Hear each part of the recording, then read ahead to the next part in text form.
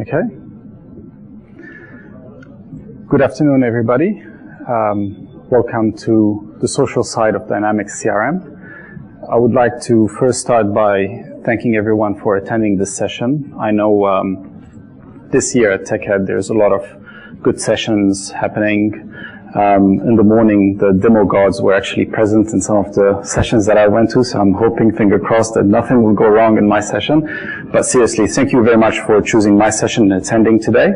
If I had the chance, I would go and shake your hand and maybe give you a hug, so feel free to, at the end of the session, to come and have a chat with me. Without you guys, the whole conference would not be possible. So anyway, before I actually get started, just like some of the previous people did, and just like I did last year, I'd like to get to know my audience a little bit better. So just show of hands, how many of us are using CRM or programming in CRM? So about the majority of the audience, so that's really good. And in my next question, so there is no right or wrong, and feel free to actually, step up and say, I don't. But who in the audience does not have a Facebook account? Okay, so about 4, so that makes 5, including me. I do not have a Facebook account, and I'm presenting about social media. I don't know how I'm going to do that. But also, if anyone in the audience has either a laptop or a mobile device with 3G or Wi-Fi, feel free to retweet my last tweet. So I'm going to make this session a little bit interactive, and we're going to just show you how the tweet that I've just done through CRM is going to come back into CRM and be displayed in a nice, clever way. So what I'm going to do first is just go through the outline and explain what I'm going to talk about. So I'll talk a little bit about myself later on. Not too much, hopefully. And then I'm going to start by talking about the social revolution. So if any one of you have seen any of those YouTube videos talking about the social revolution and how important it is. Yesterday in the keynote speaker, I was actually quite impressed by how relevant everything they were saying in relationship to my session. And they had a quote from Bill Gates saying that we usually overestimate what's going to happen in the next couple of years and underestimate what's going to happen in the next 10 years. And that's exactly what's happening with social media. So when I start talking about the social revolution, you're going to see some numbers that people would have never dreamt about. After that, I'm going to do a social quiz. So I have some chocolates in here to give away for those who know the answers. And I'm pretty sure there'll be some leftover chocolates at the end. And then we'll have a look at some interesting social facts that might be of use. And then we'll talk about the power of social networking within the business. So I'm going to give you a business example where social media was highly valuable for it. Following that, we'll go to the core of the presentation and we'll talk about the CRM integration, mainly what are the available products out there and how we can build those own products. So the main purpose of the presentation is, of course, talking about CRM within the context of social media, but also the message that I'm trying to transmit is how easy it is to extend CRM and to build extra modules, if you want to call them, on top of a CRM solution. And finally, I have the giveaways, nothing physical. Hopefully, you'll get the most out of this presentation. So in the next slide, I'm just quickly going to talk about myself. This is the QR barcode if you want to follow me on Twitter, so you can just take that with your camera and then you'll be on my Twitter feed. I'm a technical architect working at Datacom. I've joined Datacom recently, about 4 months ago, and before that I used to work for Fujitsu, so I can see some of my ex-colleagues in here in the audience. Thank you for the support. I have passed most of the CRM 2011 exams. I still have one that I'm working on. And in terms of .NET development, I have most of the 4.0 exams, which are unfortunately expiring soon with the 4.5 stuff coming out.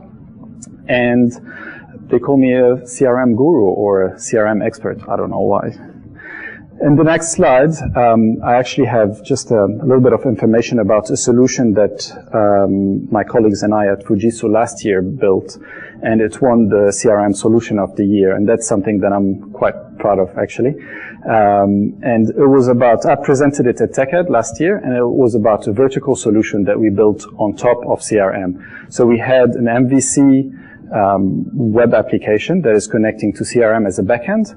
This time I'm doing it the other way around. So I'm going to use CRM as my main application with the social media integration as the back end. So that's going to be interesting. And one more thing, I'm part of the organizing committee of the Dynamics user group down in Wellington. We usually meet every second Thursday of the month. So if you guys are based in Wellington or passing by, feel free to give us a call. If you want to present or attend any of our sessions, you're welcome to do so. So let's talk about the social revolution. Show of hands, or actually, who can answer the question? Top 3 largest social networking sites in the world. I'll tell you what the top 2 are. Facebook and Twitter. What's the third one? Not correct. No. LinkedIn used to be the 3rd largest one. Now it's the 4th largest one. There's another one. No. But good try. Chocolate for trying. Is that? Oh, sorry. Bebo actually, that's another one. Bebo is good for girls, as they mentioned yesterday. But yeah, no, it's not the 3rd largest. The 3rd largest is actually a networking site called Pinterest. So it's actually going quite crazy in the US. So in order, it's Facebook, Twitter, and Pinterest, followed by LinkedIn and Google Plus as the 5th one. And this is just to show you how a new site that goes viral on the internet can pick up so quickly and gain market share and become one of the top 3 largest social networking sites in the world. Now, this is just the tip of the iceberg. Looking at how many different social networking sites there are out there, there's actually quite a few of them, and I don't have everything in there. Each one of them will have a different context or would run for maybe a specific market share or for specific countries. So as you mentioned, the Chinese one, which is RenRen, that's the one in here. And this is basically a copy of Facebook, just exactly the same as Facebook. They mentioned Bebo yesterday, yeah, very popular for 13-year-old girls. My colleague in here from Datacom was quite disappointed when he saw that slide, and he's like, where's Orkut? He's from Brazil, and Orkut is quite popular there. So Orkut is one of them. Now, some of them will have, they work in a different context. So, for example, if you think about LinkedIn, it worked in the professional environment. Another one that is actually becoming quite popular is Yammer. So Microsoft recently acquired Yammer, and it works quite well in the enterprise social environment. So there's quite a few of them. So looking at just the landscape, so each group of those actually have a specific functionality. So whether we're talking about publishing stuff like Blogger or Wikipedia, WordPress, discussions like MSN, Skype, and so on, and of course sharing. And if you go all the way to the other side, you have the gaming platforms and the social networking sites that support that. And looking at the map of the world, as you can see, most of the stuff in dark blue represent the countries that use Facebook. But then Brazil has a pink color that uses Orkut. And then if you look at the Chinese one, they use QQ and RenRen. So QQ is very similar to Link or OCS, Office Communicator. But it started as MSN, and a lot of teenagers were using it. And as it became more popular, it actually went to the business world. And they started using it a lot in China. And of course, the Russians have their own. So let's do the social quiz and see how much you guys know about social media. So the first question is about Facebook. Is Facebook where a country in terms of population size? Where would it rank? And as a hint, the first one is China. Where would Facebook rank? Correct. Who said 3rd? All right, you get a chocolate. Here you go. I'm not going to throw it. It's a little bit too far. All right, you are correct. So Facebook is actually the 3rd in terms of ranking. And I wouldn't be surprised if within the next year it's going to be the most populated country in the world if it were a country. Second question is about the 2nd most popular search engine. And it's not Bing, unfortunately. Does anyone know what it is? Yahoo. Nope. Nope. Oh, the Chinese one. Nope. No, correct. YouTube. And people don't think about it because it's actually, we use YouTube all the time. Oh, okay. Sorry about that. Some water, maybe? Yeah, YouTube is actually the 2nd largest search engine in the world. And We use it all the time, but we don't think about it as a search engine. We think about it as a place where you can watch videos. And yeah, this is actually quite an interesting one. And the third one is about Twitter. So it took Twitter 3 years to generate its first billionth tweet. So that was from 2006 until 2009. How long does it take nowadays to generate a billion tweet? Nope. Correct. 3 days. You get a chocolate. You're not diabetic, are you? It does take 3 days. And the thing is that the rate is accelerating. So if you look at how long it takes to tweet something, or how many tweets are generated per day, the rate is accelerating drastically. So last year, what was tweeted within an entire year could be tweeted within a few days nowadays. And this is where yesterday I think it was Jeremy who was the keynote speaker saying that we don't understand Twitter. And that is correct. It's going viral. It's taking over, and we don't understand it yet. So there's a lot of work to be done in that area and a lot of studies that have to be done in that area to get the most out of it. So this is just, just a few statistics about different types of communication and how long it took them to reach 50 million users. So we have the radio that took 38 years, TV 13, the web 4 years, Facebook 3.5, the iPod the iPod 3 years, and then Angry Birds. How long did that take? 10 weeks. 10 weeks? No? Yes, it actually took 35 days. 50 million users. This is actually quite impressive. This is really crazy. So some of the social facts that actually add to what I was talking about, starting with Lady Gaga. One tweet from Lady Gaga can actually reach more people than all the printed New Zealand newspapers. This is actually quite impressive. Talking about LinkedIn, 93% of businesses use social media for recruiting purposes. Most of them actually use LinkedIn for that. And actually, New Zealand, one user is added every second to LinkedIn, and New Zealand is the 4th largest user of LinkedIn. Show of hands, who got a job offer from LinkedIn? Okay, this is actually about, I think in the world. I'm not sure about that. I'll tell you later. But there was about 10 of us who actually got offers from LinkedIn, and I'm actually one of them. So that's actually quite interesting. Now, those last two are about consumers trusting peer recommendation. So 78% of consumers trust peer recommendation, whereas only 14% trust adverts. And as I'm going to go through the different types of communication later on in this presentation, you're going to understand why this is important. I know every time I want to buy something like a car or a laptop or whatever, I always jump onto the internet, and the first thing I do is look for what people think about it, reviews, whether people have used it and whether they are happy with it. I don't really care about adverts. I don't really trust adverts. If they tell me their product is fantastic, I don't trust that, but I prefer to get it from someone who has tried it. So just to conclude that first section, we know that it's moving quite fast, and we have to actually adapt to that movement. We have to understand what it is. So Jeremy was talking about vanity tweets, and that a lot of it is noise. People saying, oh, just woke up, or people saying, I've just left from this location and now I landed in that location. So there is a lot of noise out there, and a lot of it might not be important for businesses. So it's very important to try and filter all of that so that you can actually get the most out of social networking sites. And we're going to see how CRM is going to help us do that. So we have to work with social networking sites as opposed to working against it, or just letting it go and thinking, yep, it will take care of it. Some bad things could be said about our brand or our product, and some good things might be said. So it's important to be involved in that and not really manipulate it, but actually work with it. So this is an example that those slides are actually, or that specific slide and the next one, are recycled from a presentation that was done in 2009 at Convergence. and they were talking about CRM and social media, and I thought it was quite relevant to my presentation. And they talk about an example of a shop that sells bicycles.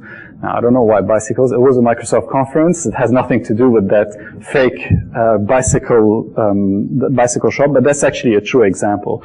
So you have 3 customers that buy stuff online. And the first one is a regular customer that actually spends quite a lot of money. The second one is a one-off customer that spent a fair bit of money. And the third one is just someone who was browsing around, registered, but didn't buy anything. Now, from the information that we have in here, it's a no-brainer. You would say, yep, the one at the top is the most important one. And this is just by looking at simple data. So that, once again, goes back to what the keynote speaker was saying, is that sometimes you look at data and it doesn't mean much. So he gave us an example of coordinates and a number or a word. And you look at it and it doesn't have really any depth to it. You have to marry that data to get proper information out of that data. So it turns out that the person who actually just registered and didn't spend any money is the important customer, mainly because he is a regular blogger and he has a Twitter feed, he's the president of the bike club, and he has 400 followers. So if he tweets or blogs about something, all of those people are going to get to it. And once again, think about the percentages. 78% of people trust peer recommendation as opposed to adverts. So this is actually a good example where adding weight to a specific relationship actually is going to be a benefit for your organization. That looks very much like SharePoint. We're all CRM people in here. We don't talk about SharePoint. So everything is very organized and everything has a straight line. But actually, in reality, it's not like that. It's more like chaos. There's different relationships, different locations where everything is. And if you look at this one straight line type of relationship, it has different weights. And those weights come from additional information that gets added on top of it. So this is a typical example. We're all familiar with that diagram, the CRM 360 view that we all preach about and say how awesome CRM is. But actually, this goes through the traditional channels of communication where you have your normal email, your fax, your letter, and so on and so forth. And at the bottom, you have all the different types of business. So sorry, right at the circle, marketing, sales, services, XRM. But actually, social media is everywhere. It can benefit all the different parts of the organization, and that's why it's important. So just to summarize the second section and introduce the next section, which is going to be about CRM, we are going to talk about SRM. So we're all familiar with the term XRM, where X stands for everything. We actually have the NZ XRM guy in the audience with us today. So X can stand for anything, and in today's context is going to stand for social, where CRM is going to use to retrieve information from social networking sites, marry this data into CRM and manipulate it and display it in a nice, clever way. And I underlined relationship because CRM is really good in relationships. That's why we all love it. But it's all about adding those extra weights to those relationships. And CRM is really good in terms of dashboarding and analytical tools and, having visibility over the data that we have. When I usually go and present CRM to a sort of a non-technical customer, I always say CRM is like a nice closet. You put a lot of stuff in it, but everything is very well organized. You open the closet, you have your dashboards, you have your lists, you have your views. Everything is very well organized. It's really easy to retrieve this information without spending too much time. And this is where the added value of CRM is. On top of that, extensibility and integration of CRM. My specialty is more about integrating CRM with external systems, and I know how easy it is to build that, and I'm going to demonstrate that in the next slides. Now, before we actually start showing you what is available in the market, I want to spend some time explaining the different types of communication. So we're going to start first with internal communication. So this is where within your organization, you're sending information and receiving it, but also you want to surface that important data and get what you want as opposed to going and fetching what is available there. So this is done through the activity feed, which is a free add-on that you can download from the marketplace for CRM. And there's also another one that we're going to have a look at. The next type of communication is external managed. So as an organization, you might have a website, you might have some adverts running on TV or on the radio. So all of that is managed. You have control over it. You can actually put whatever information you want over there. However, 14% of people trust that, the rest don't. So it is important to have it. I'm not saying that you shouldn't have any managed external communication, but it's not the majority of your communication. And the last one is external unmanaged. And this is where Facebook and Twitter comes in, where people can talk about your brand. People can actually say good things or bad things about your brand, and you should know how to actually work with that and how to handle it properly. So what I'm going to do now is just demonstrate some of the available products of CRM 2011 that you can download. All of those are free. I didn't pay for any of them. However, I know that Parrot comes with only 2 users as a free license, and then you can buy more if you want to. But the first 2 are going to be similar to the Facebook post or the Facebook wall that you have, and I'm going to show you how that works within CRM. And the last one is Parrot, where you actually send information to social networking sites. So let's have a look at those. Switching to my virtual environment. Now I'll just spend a couple of minutes talking about the virtual environment that I have. So all of that is running off my laptop. I have an i7 quad-core hyper-threaded, whatever, CPU on it. So it's quite a grunty laptop, and I have 16 gigs of RAM, and I have a solid-state drive. So a lot of people, knock on wood, if the demonstration does not crash, a lot of people say that it's actually faster than the servers that they have. And I think the main reason is because I have an SSD drive. So solid-state drive actually makes your machine go much faster.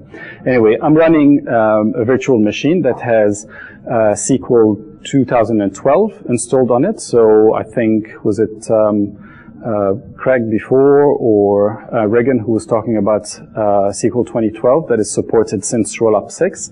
But the interesting bit is about the rollup that I'm using. I'm actually using rollup 9 beta, which is supposed to be rollup 8. So this is not available to the public. From Datacom, I was able to actually download it because we are a gold partner.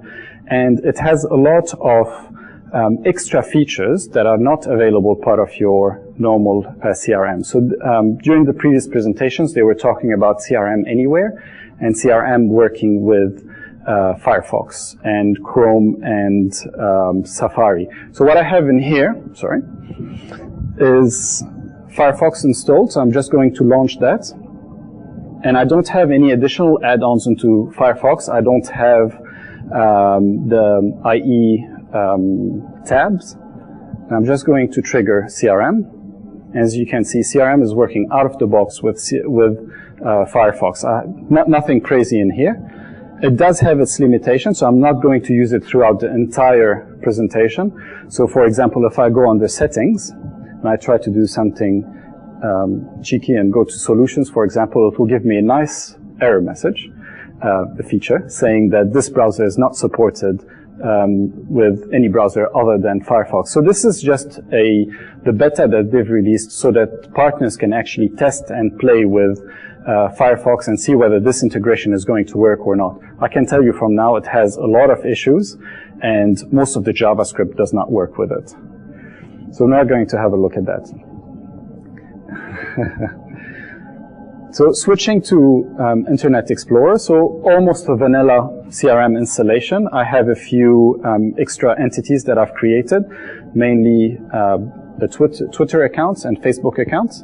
And if I go under Activities, and I go under Other Activities, I have a tweet and a post. So once again, someone in the previous, I think it was Craig in the previous presentation, was talking about the possibility to create different types of activities that you couldn't do with CRM 4.0. This is an example where you would actually create something from, he gave the example of SMS. You can create a tweet, you can create a Facebook post, whatever you want, you can do it in here. So let's have a look at those available managed solutions that you can download from the Dynamics pinpoint.com. So first one is the activity feed. once again, the activity feed is very similar to your Facebook wall, except it's used for internal purposes within your organization. So you can type a message in here, let's say, I have news, and then click on enter, and that will create a post on your wall. You can see it, everyone who follows you can see it. But what's really interesting about this activity feed is that that specific post can be regarding either a contact, an organization, or any other record. And this is actually quite valuable. Let's say you have a lead within CRM, and you actually want to let everyone in the organization know how this lead is actually progressing. So what you do is you create a post regarding that specific lead, and everyone who's following that lead is going to see this information into their wall. Exactly like Facebook, except it's working within your organization, within CRM. This solution is provided by Microsoft, and Vibe, which is another add-on, and that is created by Sonoma Partners, does something very similar. However, it has an extra functionality, which is the search. So if I go to either to the search at the top in here, I can say news, and it will come up with whatever post that has the word news in it. So it's actually quite a powerful tool on top of the activity feed. Now, regarding the activity feed, CRM, or Microsoft actually describes it as the first wave of social integration with CRM. So right now, it's just the possibility of creating a post or a post regarding a specific record. In the future, they're going to add functionality like liking something or not liking something, and also some integration with LinkedIn, and I can see something with Yammer happening in the future. The next add-on I want to talk about is Parrot. Parrot is actually quite a cool one. It integrates with Facebook, LinkedIn, and Twitter when it loads. And basically what you can do is either send a message, so I'm going to type something in here. Probably not going to send it, but as you can see at the top, I'm just going to zoom in. So you can either select that this is going to be a Facebook message, a LinkedIn message, or a Twitter message. And then when you create it in here and click on publish, it will send it to whatever platform you selected. Another thing that it can do is you can go at the top in here and select which feeds you want to see in your wall. So it's going to aggregate all of this information and put it in one centralized location. And what else it can do, which I think is probably the strongest feature, is regarding any post that you have. I'm just going to zoom in here. You can either like it, oops. So you can like it, you can add a comment, you can share it, you can delete it if you want, but also the important ones are in here. You can convert it to an organization, you can convert it into a contact, you can convert it into a lead, or you can convert it into a case. And this is actually quite powerful. Someone out there tweets something about your organization or about your product, something positive, something negative, change it into a lead. Once you have it as a lead, you can follow it up, you can actually work with it, and now you're involved in this conversation as opposed to just looking at it and crossing your arms and just not doing anything about it. So this is where it actually becomes quite powerful as a tool. So what we're going to do next is actually build something like that, and I'm going to show you how easy it is to build. I'm going to switch to my slides and go to the next one. Now, being a solution architect, or sorry, I'm not a solution architect, a technical architect, I like to have those fancy diagrams to explain how things are actually built. So last year, the diagram that I had on my slide was very similar to that, where we had at the top layer your user interface, and that was an MVC application. So you can almost say that the top layer was divided into 3 smaller layers. And then you had your domain, which is where the business logic would sit. Right? So typically that red layer in the middle is the fattest one. This is where all the work happens. Your user interface can be pluggable, so it can be removed, it can be added. But the business logic is where all the work happens. And the business logic does not know about the data access layer. It only knows about the interfaces. Interfaces will tell you what your data access layer looks like. It will give a contract, and as long as your concrete class follows that contract, then your business logic is happy. So there is this separation between those different layers. And at the bottom, you can see the concrete class, which actually connects to CRM 2011, and on the other side, a concrete class that accesses external systems. And in the example that I'm doing today, we're going to have a connection to the REST web services provided by Facebook and by Twitter. So just a quick couple of words about REST. So REST is the new thing, and it's the new big thing, and it's going to be the future. So as opposed to using conventional web services, using SOAP messages, which is quite actually slow because of all the overhead. So you have your SOAP headers, your SOAP body, your SOAP, all this extra information padding on top of it. REST actually uses the normal HTTP protocol, and it uses the HTTP verbs like get, post, put, and delete. So no overhead, and it does have some extra layer of security that you can add on top of it. And actually, yesterday during the keynote speaker, they talked about open data, and it is the new oil. Open data, or those data sets that are available, they are so valuable. And the majority of the governmental organizations are exposing those data sets as REST web services. So that's something that everyone should know about. So anyway, I'm going to build my concrete classes, or I've already built my concrete classes that communicate with external networking sites, social networking sites using REST web services. Now, luckily, there's a lot of libraries available out there. I have them as resources at the end of my presentation, and we're going to quickly have a look at them later. So talking about that interface, I have an interface called iSocial Media, and that could be used for a concrete class such as Facebook and Twitter, but I know that all of them have, for example, a post message, and all of them have a get account method. So you know that if your concrete class follows that contract and has those two methods, then you can use it. Now, within your business logic, what I do is inject those concrete classes by saying that my business logic is looking for a specific interface. And then all the magic happens within your business logic. Now in here I only have one line of code, but typically that would be something a little bit more complex. And the last point is that top layer that I had at the diagram that was in light green is just the entry point between CRM and your business logic. At the end of the day, all what you have to do is have some CRM code in here that is going to retrieve like the target entity that you're working with, do some magic, and then prepare the business logic and call the method that you want from your business logic. So once again, this is just the entry point. Once you have that, then you have a loosely coupled system, which is always a good thing, and you have a unit testable system, which is also very important because then you can run automated unit test without connecting to Facebook, without connecting to Twitter, without even connecting to CRM, just to test your business logic and make sure that everything is strong and works well, so that in the future, if you change something else somewhere else, it's not going to break your code, or if it does, then you can catch it early on. So let's have a look at the few demos. So those are the last 3 bits that I have. So what we're going to look at is first how we can pull information from those social networking sites into CRM, display them in a nice, clever way. The next one is going to be pushing information. So for example, creating a post.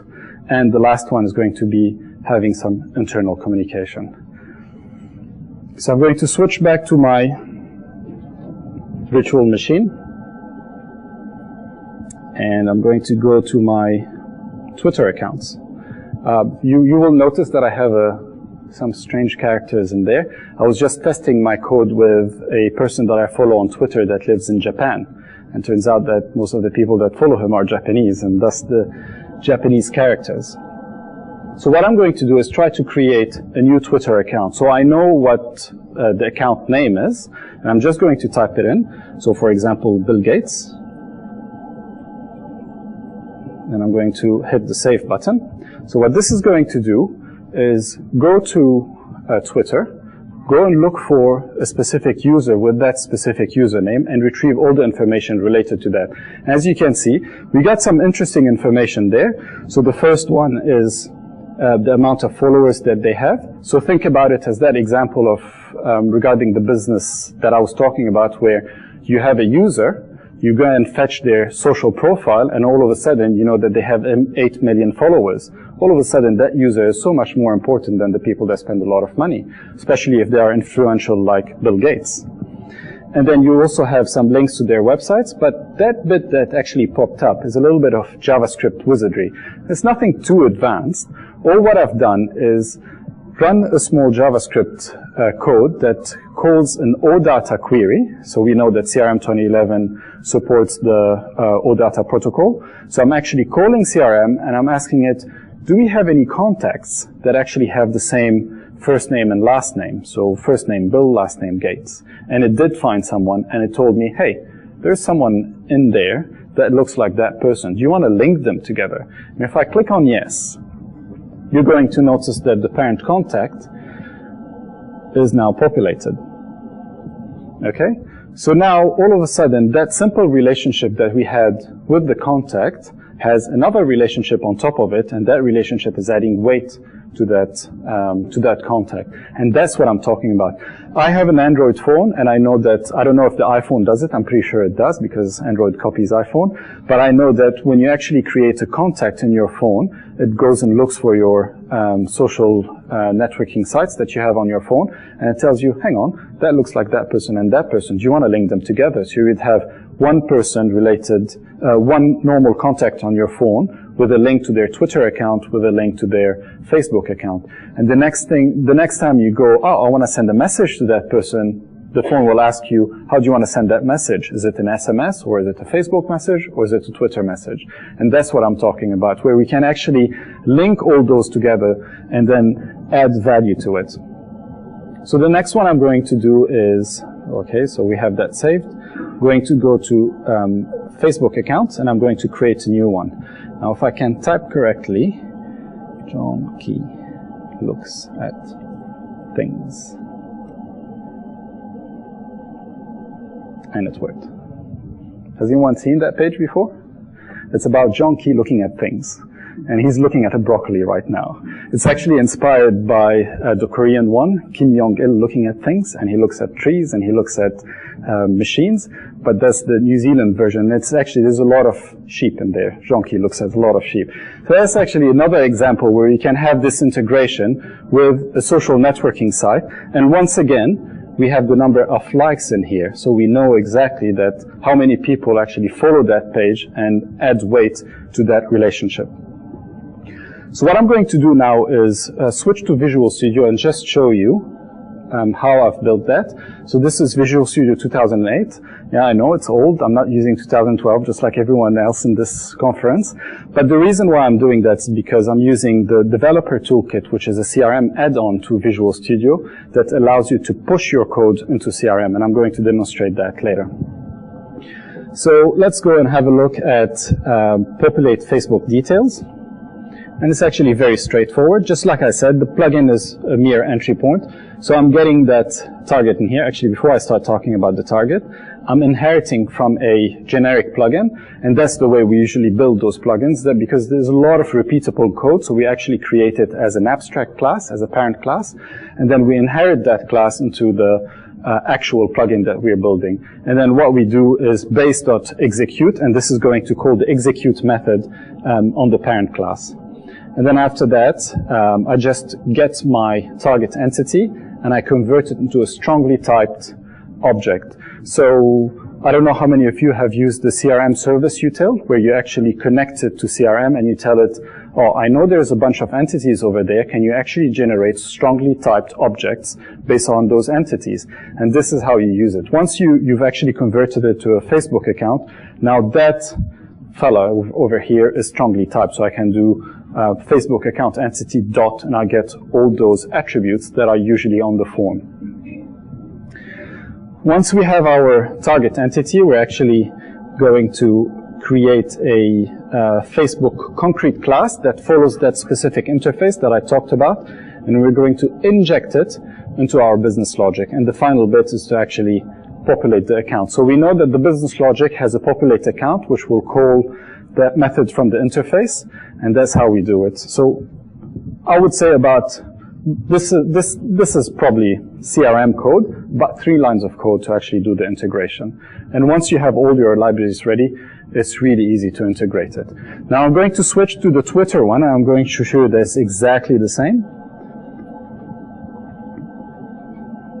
So Twitter has an extra security layer where you actually need to get some security settings and pass them to that concrete class. Once you have your Twitter concrete class that follows the iSocial media, you inject it into your business logic, and then you call the populate account. So that's exactly the same way that we've built the Facebook one. Really simple, really straightforward. All right. So what I'm going to do next is actually build one. So I'm going to type that code, and hopefully I'm not going to make any mistakes. And I'm going to do that to post a message into Facebook. And I'm going to just add an extra signature on that message. So what I'm going to do is double click on, which one is it? Create Facebook post. And as you can see in here, once again, I've inherited from the generic plugin, and I'm calling the base.execute, and I'm now going to write the code. So first of all, as we said, we're going to get the post from that target entity.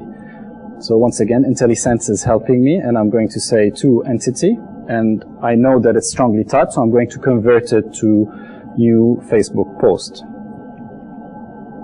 So that's the first line. The second line is just to get some settings, so I have a code snippet to actually do that. So now that I have my access token, I can securely connect to Facebook and post information. Next one is to create that interface or a concrete class. So iSocial media, let's call it Facebook integration. And I'm going to instantiate the concrete class, which is Facebook local, and it's actually asking for the access token that I've just created. So this is our concrete class that follows the interface. Next bit is to actually have the business logic. So it's called social media integration. Here we go. And it's expecting an iSocial media, so pass that Facebook integration. Oh, there's a typo in there, but that's all right. And finally, we know that the interface has a post message and that the business logic also has that post message. So we're going to do a send message. And since it is strongly typed, we can do post dot, and it knows about all those attributes that are available, new message. And we're going to add a signature to it, TechEd 2012. Now, one last thing before I finish. From my post, I want to update the ID and assign it. So once I create that message is going to return a string, which is an ID, and then we're going to pass it to that post.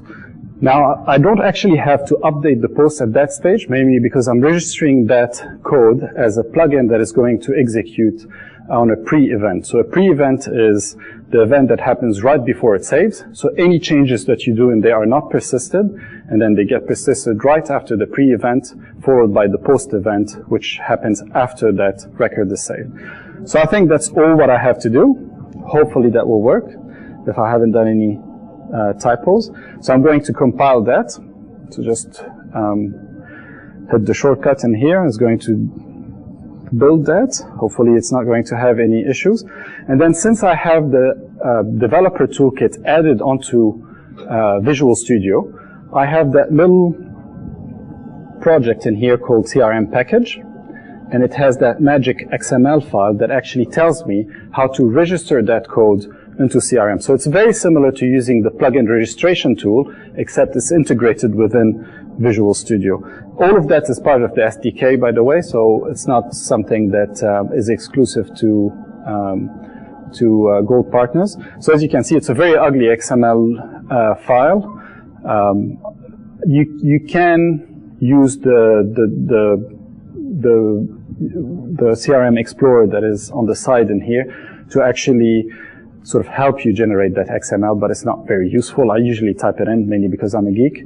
But you have your plugin, and it tells you what assembly it is and how it's registered. So all what I have to do is right-click on that CRM package and say deploy. So that's what I'm going to do. Right-click in here and click on deploy. And if everything goes well, it's going to have a little message at the end saying deploy successful. So it's deploy started, and then it's going to compile it again. It's going to put everything into a DLL, and it's going to push it up into CRM. Now, one thing that I would like to say is that I have several projects in here, and when you're registering a plugin into the database, it's always expecting one DLL, one file mainly. So what I use is a little tool called IL-merge that takes all of those different projects and then merges them into one DLL that is easy to actually transfer. And that's quite useful when you're doing a deployment onto the cloud. Okay, so it's what it's asking me right here is, yep, I've uploaded that. I've also updated that XML file. Do you want to reload it? It doesn't really matter. Yes, no. Just say yes for now. So I'm going to switch back to CRM, and I'm going to go to my activities. And under those activities, I have other activities and a Facebook post. So now the plugin is going to trigger when I save that Facebook post. So I'm going to give it a test. So testing 1, 2, 3. And new post from CRM. Click on save, finger crossed. That should work. And it worked. So as you can see, the ID at the top is now populated. So it actually took that information, sent it to Facebook, and Facebook returned an ID. Now that we have an ID in here, we can follow it up, and then we can do magical things with it. So I'm going to open Firefox and go to my Facebook page, which is not really my Facebook page. It's just one that I've created for the Dynamics user group. As you can see in here, new post from CRM, TechEd 2012. So I've added the signature on top of it. So this is how the integration actually works. Once again, 3-4 lines of code, really easy to implement, really straightforward. So where the interaction actually comes in, switch back here, and I have created a tweet before I started the session called Awesome Crowd. So I know that a couple of people actually retweeted that because I got a message on my phone. So I'm going to run a workflow that is called check retweets. Now in this instance, it is a workflow, but it doesn't have to be. So it could be a scheduled workflow that runs on a specific, at a specific time. It could be a workflow on demand, which is exactly what I've done right here. Or potentially it could be a Windows service that runs also at a specific interval. And basically what that will do is go and find this information on the internet related to the post that you have and update CRM. So let's double click on that, just make sure that the workflow did trigger. Okay, so we have 2 workflows that triggered actually. The first one that is called check retweets. The second one is called create activity feed when retweet number gets updated. So basically what it did is it went to Twitter. It looked at how many people retweeted that, and it posted a message on my wall on the activity feed saying, oh, it has been retweeted by that many people. On top of that, it's connected to each one of those users that retweeted, created Twitter accounts into CRM, and now saved them into CRM. So let's have a look at all of that. So I'm going to switch back to my wall, and as you can see in here, all right, so has been retweeted 3 times, and another tweet, and another tweet. So now all of those have been created. Anyone recognize their name in the crowd? Okay, which one is it? Okay, so I'm going to click on that, and it actually retrieved all the information from your Twitter account and displayed them in here. You don't have a picture, do you? Okay, it does look like you. So yeah, that's, really simple integration that I've done within a few minutes. Now, the last bit of the presentation is actually how to surface that data. Now, unfortunately, I wanted to do a little bit more. I wanted to use a tool that is provided by SQL 2012 called Power View, where you have interactive reports, but you cannot install it without SharePoint, or it's really difficult to install it without SharePoint, and I don't want to go there. So what I've created is just a simple dashboard. So basically what we have in here is some of the tweets that I have. So this is Awesome Crowd that I've created today, and it has 3 retweets. and then some additional information. In here, tweets by date. So you can have a look at a specific trend, or you can just group them by whatever information you have. And of course, with the dashboards we have and the charts, we have the possibility to actually go to that list and have the chart on the right-hand side, click on whatever part of that chart and actually filter based on that. And this actually becomes a very powerful analytical tool where you can just switch into the different parts of your chart and then focus on that information that you have in here. And the last one that I have is actually a little report that I built. So I'm just going to run the report in here. I've done that using Report Builder 3, which is surprisingly very, very easy to use. So within 5 minutes, I actually patched that report and created that list and also a little graph. The graph is a little bit interactive, so if I actually hover over one of those, it will tell me how many records I have for each one of them. But also the interesting bit is that list in here, where I have an aggregation of all those posts and Twitter messages that also show you sort of some visualization and also some nice formatting. So this is just an idea on how you can actually use sort of the CRM analytical tools to actually generate all of this really cool information. So let's switch back to the presentation and just conclude. So we had a look at, just roll back. Here we go. So pull information, John Key looks at things, and Bill Gates account, but also push information, so create a post, create a tweet, and finally internal communications through the activity feed, retrieve all of this information that is happening on the cloud and put it in one centralized location where everyone can have a look at it and then use strong analytical tools to actually get the most of it and surface the data. So giveaways, mental.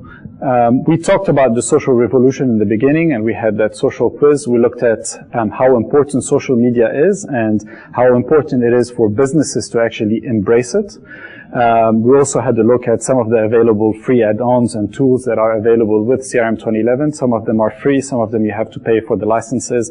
And then, once again, this is just the beginning. So as they said in yesterday's keynote session, Twitter is still not understood. And as we had a look at the social revolution, it's growing at an exponential rate. And Microsoft is also emphasizing that this is the first wave of social releases that they are providing with CRM, and there is much, much more to come. So next time you go to your next assignment, you should ask yourself, am I going to go through the traditional ways of communication, having emails and having letters and all of those simple things, or are we going to the 21st century and actually use social media to our advantage and work with the trends? So related content, top one, CRM and Metro Style. This is just a sneak preview of what's coming up probably in CRM 2013, presented tomorrow morning by Paul Scott. A 400 level, which I'm actually really keen to go and check. Gayan is presenting tomorrow the tips and tricks for CRM 2011. And also a related one is the SharePoint version of this presentation presented by Debbie Ireland. I think it's tomorrow. So she's looking at it from the point of view of SharePoint 2013. Feel free to contact me or send me a message. I'm not that difficult to actually find. So either through the dynamicsug.wordpress.com or through my email, through Twitter, whatever way you want. Some track resources, the API that I've used, Facebook C# API and Twitter C# API that you can get from GitHub and C#SDK.org. CRM SDK, every developer should actually play with the SDK. Latest version is 5.0.12, and it has actually quite a lot of new cool features in it. If anyone is wondering what is that tool that I use to zoom and then to highlight things, it's called Zoom It. I always get that question at the end of my presentations. So have a look at it. It's very useful. It's easy just to highlight whatever you're talking about. And check out the Dynamics Marketplace at dynamics.pinpoint.com. And also some references. I was asked to put a reference to every image that I had in my presentation. So here they are. And yeah, please fill up your evaluation forms. It means a lot to us. This is the second time I'm presenting and I'm having a blast. It would mean a lot to me if you guys like the presentation and give me a good review so that I can come back next year. There's heaps of chocolate if everyone wants to. Feel free to have a chat with me after that. But thank you very much for attending this session and hope you enjoy the rest of TechEd.